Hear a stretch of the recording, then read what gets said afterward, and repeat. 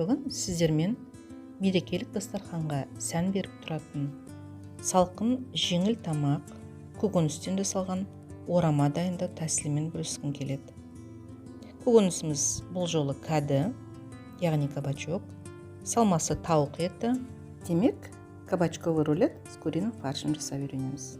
Бізге керегі енді пияз, жұмыртқа, ірімшік, ас көкпен ақжелкен, кәді.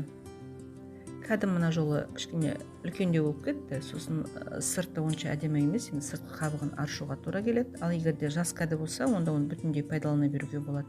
Ал мынадай үлкендеу кәді қолыңызға тисе, онда оның сыртындағы әдемі емес, кішкене бұзылған жерлерін ашып тастап, сосын ішкі дәндерін алып тастау керек болады. Ендігі керегі құс еті. Құс еті сүйексіз болу керек. Оны міндетті түрде төс еті емес, сан етінде алға берсеңіз болады. Құс етінің сыртқы терісін тастамаймын, керісінше оны пайдалануға тырысамын. Ол қуырылғанда жақсы дәм береді. Құс етін уақтап тураймыз да, оны маринадтап қоямыз. Уақтап турамай ет тартқыштан да өткізуге болады. Енді әркімге әртүрлі дәмдеушілер ұнайды ғой. Маған ұнайтыны жаңа қарабүр, сосын индиананың смесь перцев дегені, смесь пяти перцев. Сосын сарымсақ. Сонымен маринадтап қоямын. Қақпағын жауып, біраз 15-20 минутқа қойсаңыз жарайды.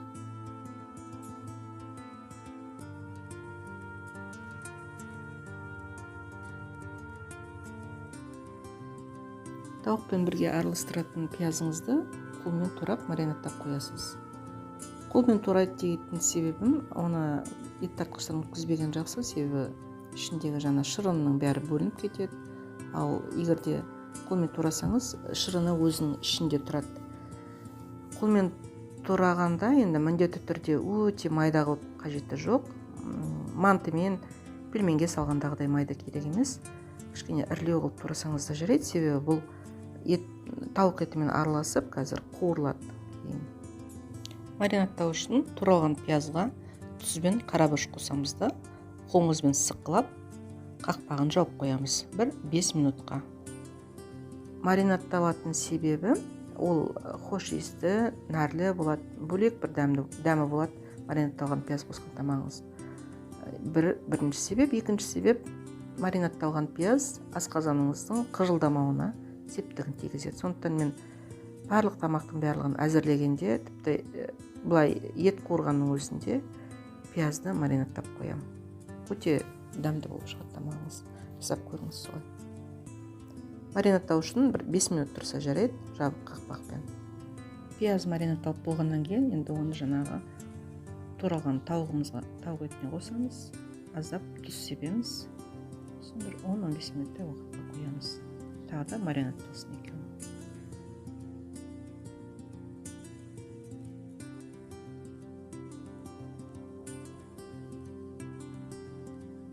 Етіміз маринадталғанша енді жаңағы кәдімізге кірісейік. Кәді айттым жаңа басында ірілеу болды деп.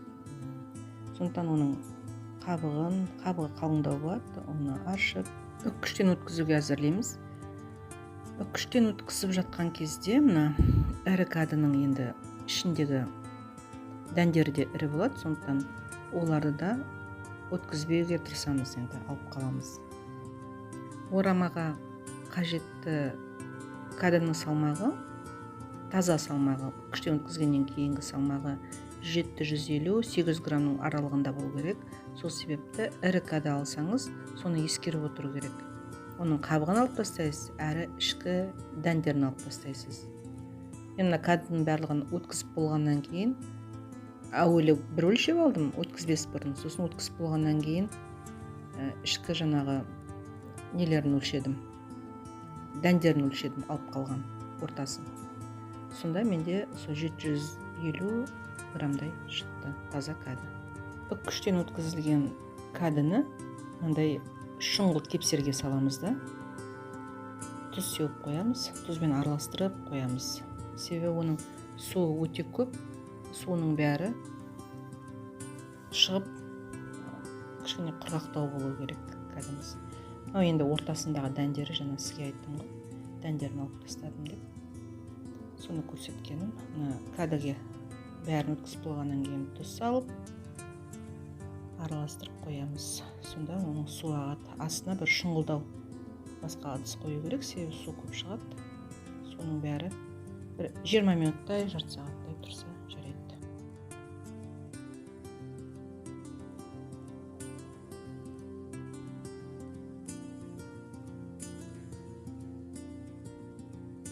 Кәдімнің суы бөлініп шыққанға дейін енді ет салмамызды пісіріп дайындай берейік.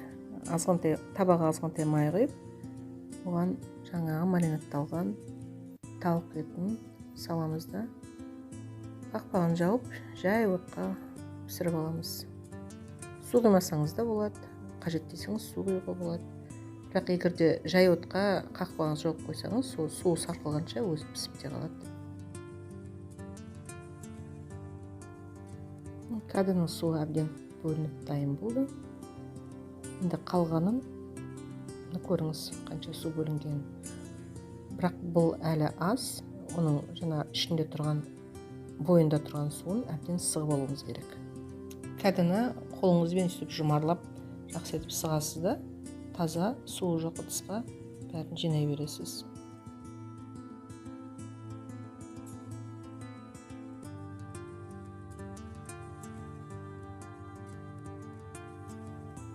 Ендігі кәдіге қосатынымыз бұл аскөк пен ақжелкен. Олардың жарты шоғырынан алсаңыз жеткілікті. Оны жуып тазалап аласыз ба, әуелі сосын уақтап, торап, кәдімізге қосамыз.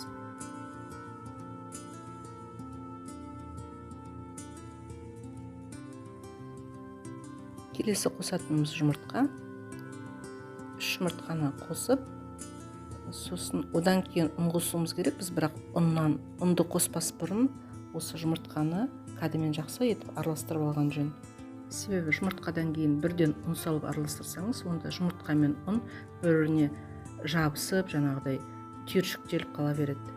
Сондықтан әуелі жұмыртқа мен кәдіні араластырып алып, сосын соның үстіне ұн салсаңыз, әбден жақсы болады. Өзіңізге де қолайлы, ешқандай артық түйіршіктер болмайды, өзіңізге де артық жұмыс болмайды соның барлығы.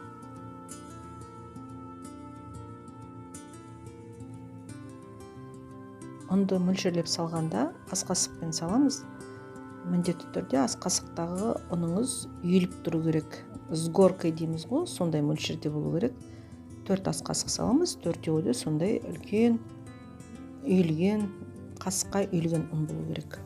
Әйтпесе аздық етеді ұныңыз. Сосын соны әбден араластырамыз жақсы етіп. Енді осы қоспаға қара бұрыш саламыз. Қара бұрыш, сосын қызыл бұрыш саламыз. Бірақ қызыл бұрышты енді аздау салу керек. Әйтпесе оның дәмі өткір, тамаша болып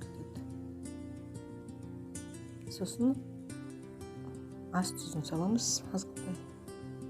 Барлық қоспалар жақсы етіп араластырамыз. Енді бұл қоспамызды пісіруге әзірленеміз.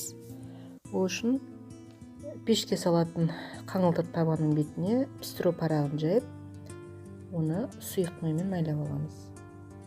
Барлық жан-жағына сұйық май тиіп тұру керек. Соған жаңағы кәдіден жасалған қоспамызды жақсылап жаямыз, тегістейміз оны. Міндетті түрде беті тегіс болған жақсы, әдемі болып шығады. Тегістеп жайып аламыз.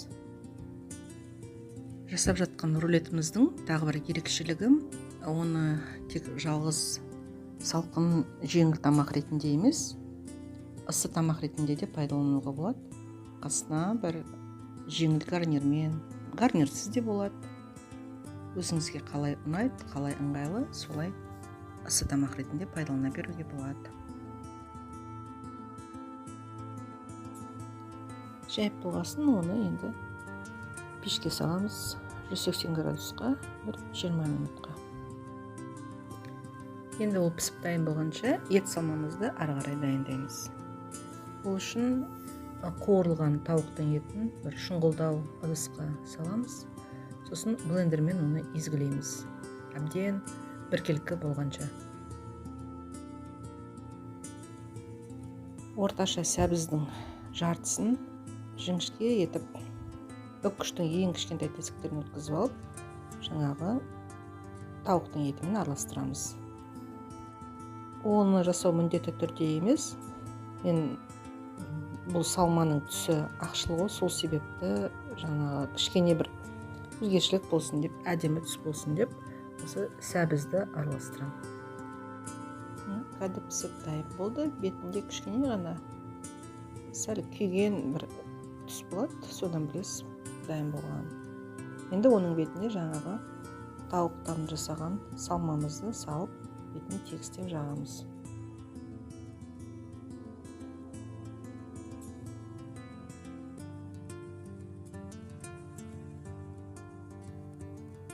Ірімшікті үккіштен өткізіп дайындап қоямыз да, жаңағы салмамыздың бетіне тегістеп, оны да салып шығамыз бір келка етіп. Сосын осыны қайтадан пешке саламыз, бір 5 минут уақытта. Ірімшік еру керек. Міне пештен шығардық, ыстық тағамыз әбден пісіп шықты. Енді осыны рулеттің пішініне келтіріп ораймыз. Мына жерде орап жатқанда пергамент қағаз бізге пісіру парағы бізге бір көмекші құрал ретін атқарады. Соның көмегімен жаймендеп, жаңа қолыңыз кеп қалмасын, абай болыңыз, жайлап орайсыз. Енді ыстық екен деп қалай солай орауға болмайды, әрине. Орамаңыздың кішкене тығыздау болғаны жақсы, сондықтан соның бәрін ескеріп қадағалап отырасыз. Ыстық кезінде ораудың себебі, арасын салған ірімшікті біз пешке салып ерітіп алдық.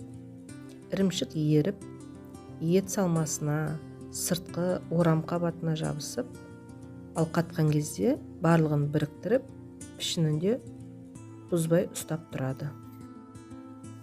Орап болғаннан кейін астына бір тіке тақтайша салып, тоңазытқышқа салып қойыңыз бір тәулікке. Көкөністен жасаған дәмі тіл үйретін орамамыз дайын болды. Қонақтарыңызды ерекше тағамдармен таңғалдырғыңыз келсе, осындай көкөніс орамаларын жасап көріңіздер. Қасындағы сары түсті ол асқабақтан жасалған орама, оның жасалу тәсілін келесі видеода көрсететін боламын. Ал бауырдан жасалған шұжықтың жасалу тәсілі менің YouTube каналымда бар. Дәмді тағамдардан ләззат алайық. Арнаға тіркеліңіздер. Әр видеодан қолжетімді өнімдерден дәмді тамақ пісірудің құпияларын біле отырыңыздар.